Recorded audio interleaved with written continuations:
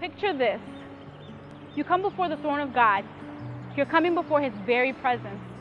How do you see yourself? Do you sense fear? Do you sense awe? Do scenes of your past life come to mind? Or maybe scenes of your present life?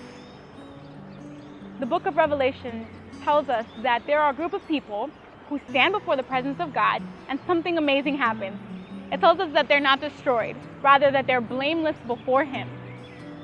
And it's interesting because how did a people who were so sinful, how did a people who have lied before, stolen before, who may have been murderers in the past, how did they become a part of this blameless group of people?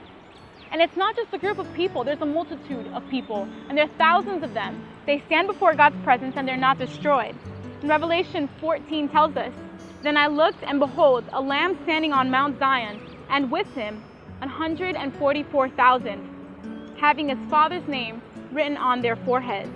And I heard a voice from heaven, like the voice of many waters, and like the voice of loud thunder.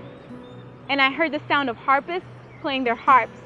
They sang as it were a new song before the throne, before the four living creatures and the elders, and no one could learn that song except the 144,000 who were redeemed from the earth." And then it continues on in verse 4 to tell us the characteristics of this blameless group of people. It tells us that they're not defiled with women, that they're blameless, that they're faultless, that they have no guilt before him. Is it that they've never sinned before in the past? Is it that they have never committed crimes before? I'd like to think that that's not the case. But there are two reasons in this chapter that God gives us to show us how the blameless can be blameless and how you and how I can be a part of that number. The first point is that it says in verse 4 that they have been redeemed from among men. For something to have been redeemed, it had to have been lost before. So if I have been lost in the past, then that means that there's hope for me. Because the 144,000 have been brought back to God. They have been made new. And the second point that reconciles us to God, the second point that qualifies us for being blameless, is that the 144,000 are first fruits to God and to the Lamb.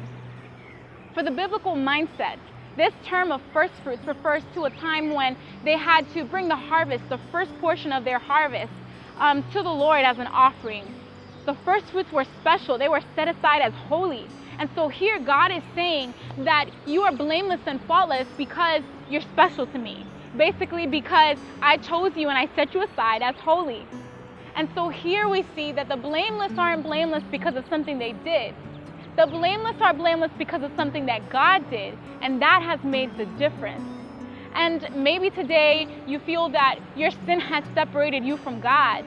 The Bible tells us that if you have committed sins against him, then that qualifies you to be redeemed and to become a part of that group of people, the first fruits, who stand before the throne of God and they're not destroyed.